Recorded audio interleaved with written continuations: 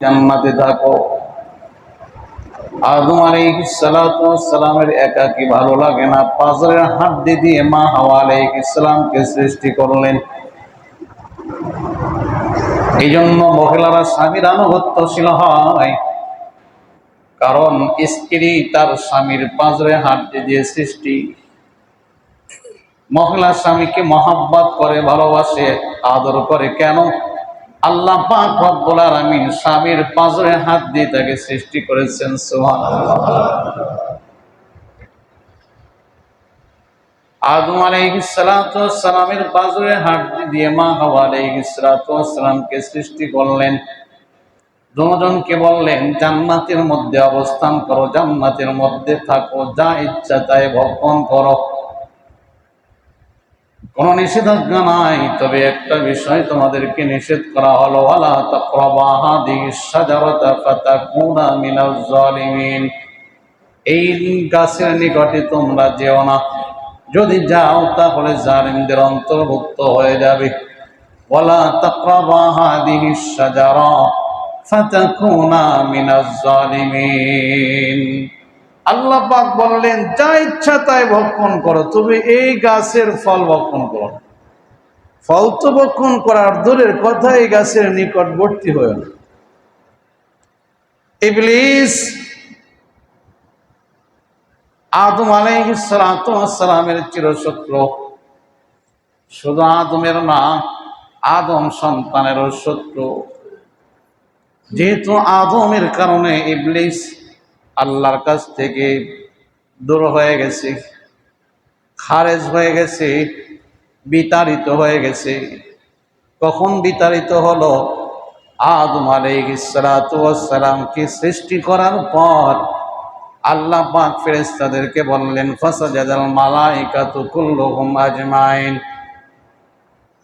ফেরেশতাদেরকে আল্লাহ পাক বলেছিলেন আদম আলাইহিস সালাতু ওয়াস সালামকে সিজদা করতে। সব ফেরেশতারা সিজদা করেছেন ইল্লা ইবলিস, তবে ইবলিস সিজদা করে নাই। আবা ওয়াস্তাকবার ওয়া কানা মিনাল কাফিরিন। ইবলিস সিজদা করতে অস্বীকার করছে, তাকাব্বুর, অহংকার করছে, কাফেরদের অন্তর্ভুক্ত হয়ে গেছে। আল্লাহ পাক জিজ্ঞাসা করলেন ইবলিস কেন সিজদা করো না? ইবলিস বলে আনা খায়রুম মিন খলাকতানি মিন নার ওয়া খলাকতাহু মিন তিন। আমি হইলাম তার চাইতে শ্রেষ্ঠ। বলে কেন? সে হলো মাটির তৈরি, আমি হইলাম আগুনের তৈরি। আগুনের কাজ উপরের দিকে ওঠা, মাটির কাজ নিচের দিকে যাওয়া। কাজেই আমি হইলাম শ্রেষ্ঠ। কেন আমি তাকে সিজদা করব পারবো না? আল্লাহ পাক বললেন ফাখরুজ মিনহা ফাইন্নাকা রাজিম। যাও, আমার থেকে বের হয়ে যাও, আমার দরবার থেকে বের হয়ে যাও। ফাখরুজ মিনহা ফাইন্নাকা রাজিম। এখন থেকে তুমি বিতাড়িত শয়তান। ওয়া ইন্না আলাইকা লানাতি ইলা ইয়াউমিদ্দিন। কিয়ামত পর্যন্ত তোমার উপরে লানত বর্ষিত হবে, লানত বর্ষিত হবে। ইবলিস যখন আদম আলাইহিস সালামকে সিজদা না করার কারণে আল্লাহর রহমত থেকে দূরে সরে গেল, আল্লাহর পক্ষ থেকে দূরে সরাই দেওয়া হলো, তখন থেকে ইবলিস আদম আলাইহিস সালামের দুশমন। ইবলিস চিন্তা করে আদম আলাইহিস সালামকে কেমনে পথভ্রষ্ট করা যায়, কেমনে আল্লাহর রহমত থেকে দূরে সরে রাখা যায়। দীর্ঘদিন যাওয়ার পর ইবলিস আদম আলাইহিস সালাতু ওয়াস সালামকে প্ররোচনা দিল, আদম তুমি কি জানো আল্লাহ পাক কেন এই গাছের নিকট যাইতে নিষেধ করছে? বলে কেন?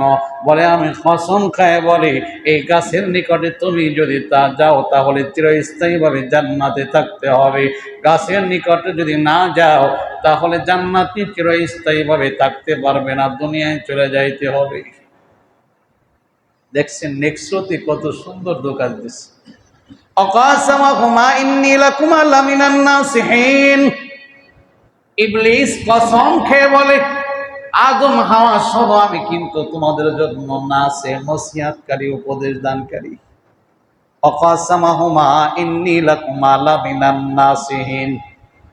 কসম খায় বলে আমি কিন্তু তোমাদের কল্যাণকামী, তোমাদেরকে নসিহতকারী। কাজী গাছের নিকট তাড়াতাড়ি যাও, ফল খাও, তাহলে চিরস্থায়ী জান্নাতে থাকতে পারবে। আবার কোন কোন তাফসীরের মধ্যে আসছে ইবলিস ডাক দিয়ে বলে, আদম, এই গাছের নিকটে আল্লাহ পাক যাইতে নিষেধ করছে, এরকম আরো অনেক গাছ আছে সেখানে তো নিষেধ করে নাই, কাজে ভিন্ন গাছে যাও, সেখানে গেলে অসুবিধা নাই।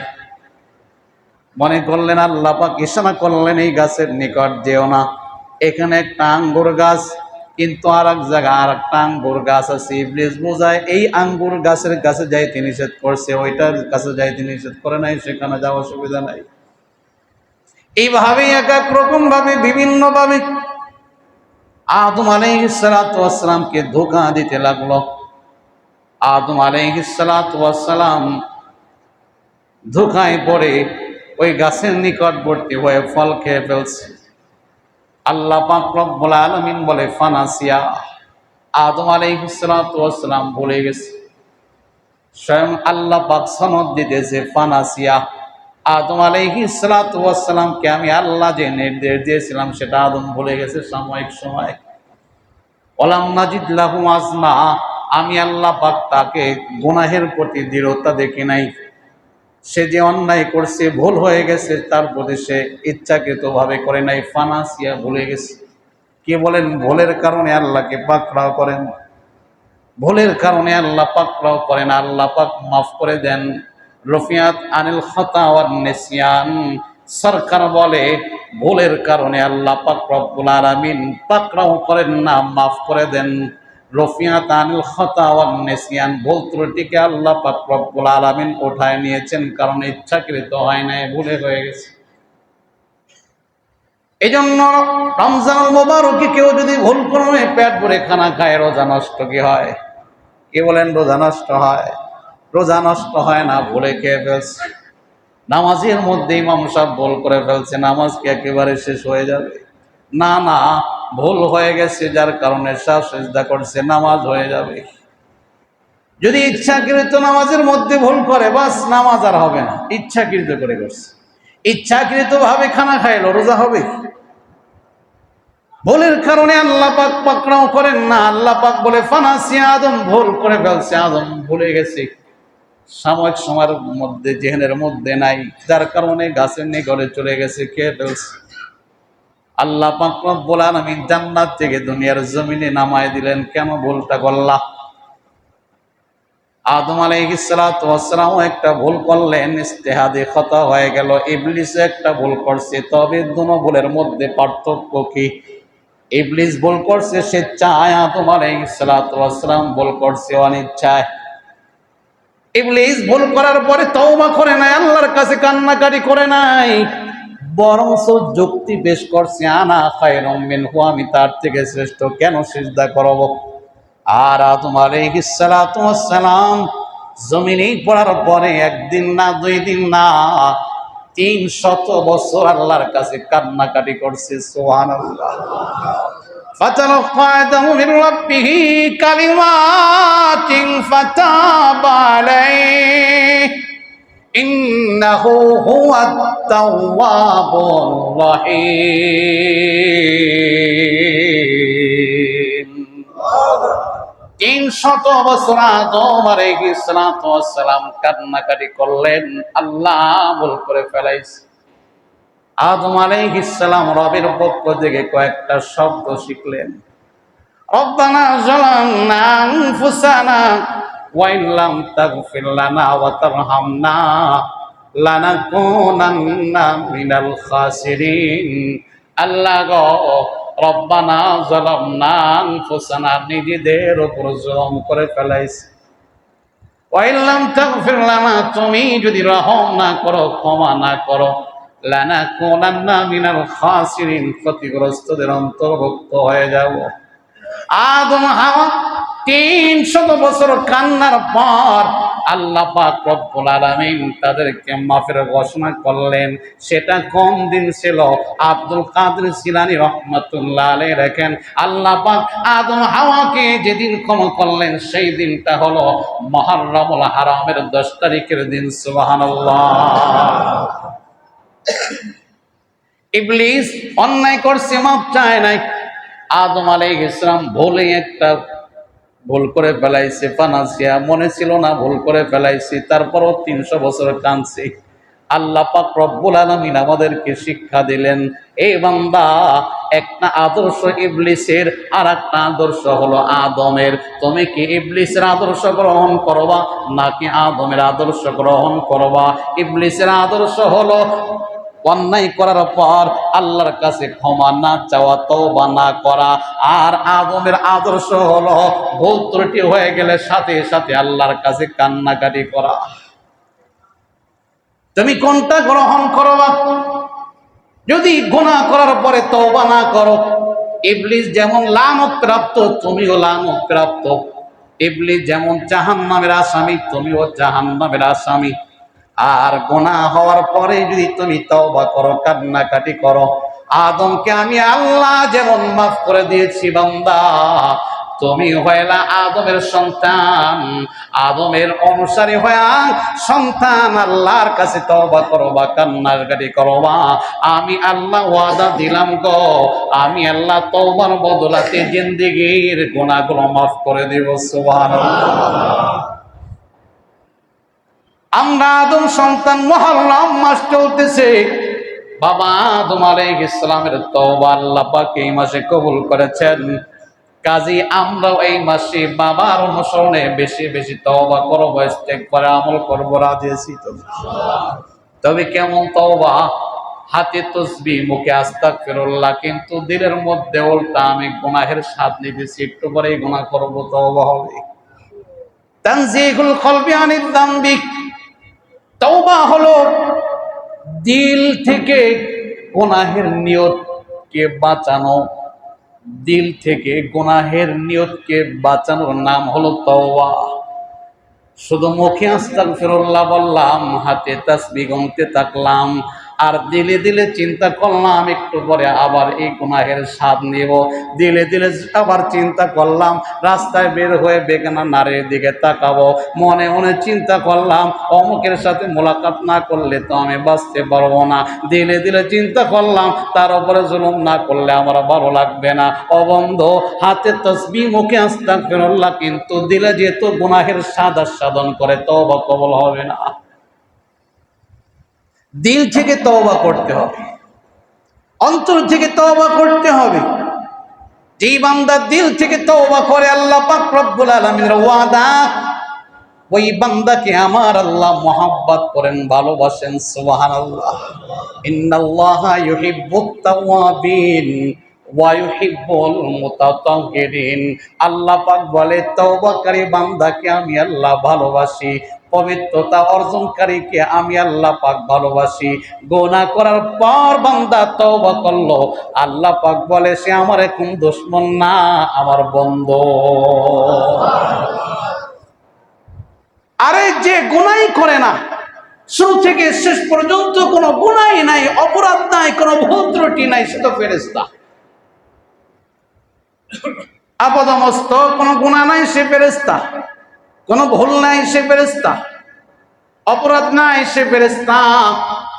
আর যার আপাদমস্তক গুনাহ আর গুনাহ, সে হলো শয়তান। আর মানুষ গুনাহ করবে, তওবা করবে, গুনাহ করবে, সাথে নেক কাজ করবে, ভালো কাজ করবে, এটা হলো মানুষ। আমরা গুনাহ করব, ভুল হবে, অন্যায় হবে, গুনাহের উপর অটল থাকবো না, সাথে সাথে তওবা করব। আল্লাহ পাক বলে, ওয়াতুবু ইলাল্লাহি জামিআ আইয়ুহাল মুমিনুনা লাআল্লাকুম তুফলিহুন। সুবহানাল্লাহ। কত চমৎকার সুসংবাদ আল্লাহ পাক দিলেন, এ বান্দা তওবা কর, সফল কাম হয়ে যাবে। সুবহানাল্লাহ। সফলতার সনদ আল্লাহ পাক দিলেন, লাআল্লাকুম তুফলিহুন। বান্দা খাঁটি তওবা করো, আমি আল্লাহ বললাম তুমি সফল কাম বান্দা। ভিন্ন আয়াতে আল্লাহ পাক বলেন, ইয়া আইয়ুহাল্লাযীনা আমানু তুবু ইলাল্লাহি তাওবাতান নাসুহা। এই ইমানদার দল, তওবা নাসুহা করো, খাঁটি তওবা করো। আসা রাব্বুকুম আইয়ুকাফিরা আনকুম সাইয়্যাতিকুম। তওবার বদলাতে আমি আল্লাহ পাক রব্বুল আলামিন তোমাদের পাপ মোচন করে দেব। সুবহানাল্লাহ। আসা রাব্বুকুম আইয়ুকাফিরা আনকুম সাইয়্যাতিকুম ওয়া ইউদখিলাকুম জান্নাতিন তাজরি মিন তাহতিহাল আনহার। তওবা করলে বান্দা আমি আল্লাহ গুনাহ তো মাফ করব, সাথে সাথে এমন জান্নাত তোমাকে দান করব যারা পাদদেশ দিয়ে নহর প্রবাহিত হয়। সুবহানাল্লাহ। ইয়াউমা লা ইউখজিল্লাহুন নাবিয়্যা ওয়াল্লাযিনা আমানু মা। আসরের ময়দানে নবীকেও বেইজ্জতি করব না, নবীর সাথে যারা থাকবে তাদেরকেও বেইজ্জতি করব না। ইয়াউমা লা ইউখজিল্লাহুন নাবিয়্যা ওয়াল্লাযিনা আমানু মা নূরুহুম ইয়াসআ বাইনা আইদিহিম ওয়া বিআইমানিহিম। হাসরের ময়দানে এই তওবাকারী বান্দাদের সামনে আমি আল্লাহর নূর থাকবে, ডান পাশে আল্লাহর নূর থাকবে। বান্দারা আলো দেখবে, এই আলোর মাধ্যমে জান্নাত পর্যন্ত পৌঁছে যাবে। নূরুহুম ইয়াসআ বাইনা আইদিহিম ওয়া বিআইমানিহিম ইয়াকুলুনা রব্বানা আতমিম লানা নূরানা ওয়াগফির লানা ইন্নাকা আলা কুল্লি শাইইন কাদির। তওবাকারী বান্দারা, আল্লাহর পছন্দের বান্দারা তওবা করবে, জান্নাতে যাবে, সামনে নূর দেখবে, ডাইনে নূর দেখবে, আর আল্লাহর কাছে দোয়া করতে থাকবে, আল্লাহ নূরটাকে পরিপূর্ণ করে দাও, আল্লাহ তোমার নূরটাকে পরিপূর্ণ করে দাও, তুমি সব কিছুর উপর ক্ষমতাবান, আমাদেরকে তুমি মাফ করিয়া দাও। আল্লাহর বান্দারা তওবা করবে, দুনিয়াতে তওবা করছে, আখিরাতেও জবান দিয়ে নিজেকে ছোট মনে করে তওবা করতে থাকবে, আর আল্লাহর নূর দেখে দেখে হাঁটতে হাঁটতে বান্দা জান্নাতে প্রবেশ করবে। সুবহানাল্লাহ। আল্লাহ পাক রব্বুল আলামিন ভিন্ন আয়াতের মধ্যে বলেন, ইয়া আইয়ুহাল্লাযীনা আমানু লা তাকনাতু মির রাহমাতিল্লাহ। এই ইমানদারের দল, ইয়া আইয়ুহাল্লাযীনা আমানু, হে ইমানদারের দল, আল্লাহর রহমত থেকে নারাজ হও না। এইভাবে আল্লাহ পাক রব্বুল আলামিন অসংখ্য জায়গায় তওবার প্রতি উদ্বুদ্ধ করছেন। তাফসীরে নূরুল কোরআনের মধ্যে দেখলাম আল্লাহর বান্দা লেখে, আল্লাহ পাক এক জায়গা না, কোরআনে হাকিমের ৭০টা আয়াতের মধ্যে আল্লাহ পাক তওবার প্রতি উদ্বুদ্ধ করছেন। সুবহানাল্লাহ। 10 জায়গা 20 জায়গা না, ৭০টা আয়াতের মধ্যে আল্লাহ পাক তওবার কথা বলছেন, বান্দা তওবা কর। এখন যে বান্দা গুনাহের পরে তওবা করবে, সে তো আদম আলাইহিস সালামের আদর্শ গ্রহণ করলো। আল্লাহ পাক সুসংবাদ দেন, ইন্নামাত তাওবাতু আলাল্লাহি লিল্লাযীনা ইয়ামালুনা আস-সুআ বিজাহালা সুম্মা ইয়াতুবুনা মিন করিবিন ফাউলাইকা ইয়াতুবুল্লাহু আলাইহিম ওয়া কানাল্লাহু আলিমান হাকীমা। আল্লাহ পাক তাদের তওবাকে কবুল করেন যারা অজ্ঞতাবশত গুনাহ করে ফেলছে। ইন্নামাত তাওবাতু আলাল্লাহি লিল্লাযীনা ইয়ামালুনা আস-সুআ বিজাহালা সুম্মা ইয়াতুবুনা মিন করিবিন। দ্রুত বান্দা তওবা করে ফেলছে, গুনাহ করার পরে দেরি করে নাই, সাথে সাথে তওবা করে ফেলছে। মিন করিবিন, আল্লাহ পাক বলে এদের তওবাকে আমি আল্লাহ পাক রব্বুল আলামিন কবুল করে নেই। সুবহানাল্লাহ। কিন্তু কিছু মানুষ এমন আছে, গুনাহ করে কিন্তু গুনাহের উপর অটল থাকে, তওবা করে না। আছে কি নাই? অপরাধ করতেছে, দিন দিন অপরাধ বাড়ে, কমে না, গুনাহের উপর অটল। যেমন ইবলিস গুনাহের উপর অটল রয়েছে, সে গুনাহের উপর অটল আছে। ইমাম সাহেব এত বোঝায় আল্লাহর কালাম থেকে, মসজিদ থেকে বের হয়ে বলে, হুজুররা কি বোঝে, আমি তো বেশি বুঝি। বলে কি বলে না? ওলামায়ে কেরাম কত ওয়াজ করার পরে কোরআন থেকে বলে, হুজুররা কি বোঝে, আমি কি কম আলেম নাকি? নিজেই ফতোয়াবাজি আরম্ভ করে, গুনাহ করে কিন্তু তওবা করে না, গুনাহের উপর অটল থাকে। মনে মনে চিন্তা করে এখনো অনেক সময় আছে, বড় সব দাড়ি পাকুক, তারপরে তওবা করব। হাত্তা ইযা হাদারা আহাদাহুল মাউত, আল্লাহ পাক বলে বান্দা এই চিন্তা করতে করতে আজরাইল সামনে হাজির হয়ে যায়।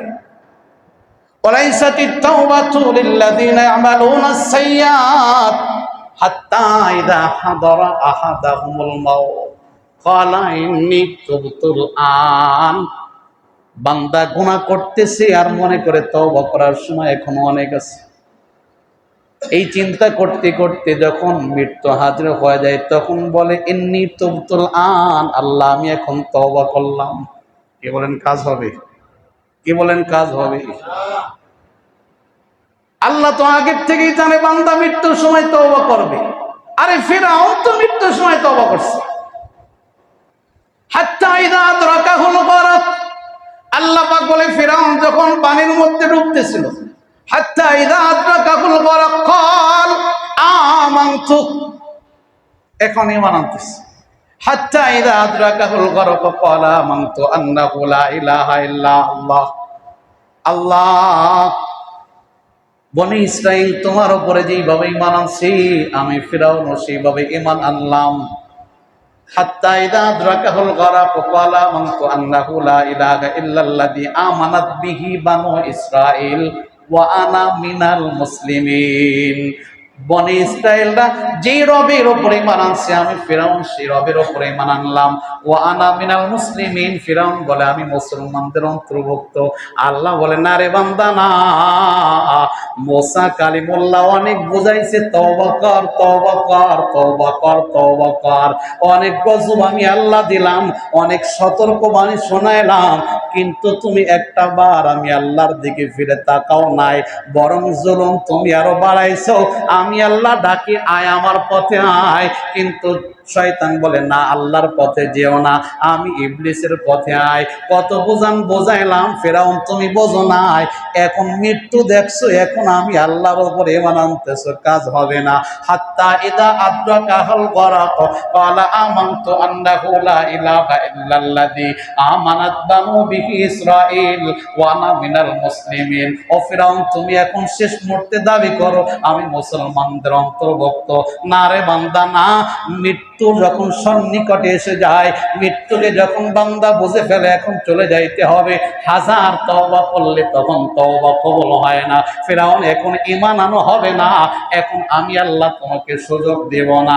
নাফরমান অবস্থায় দুনিয়ার থেকে বিদায় নিয়েছে।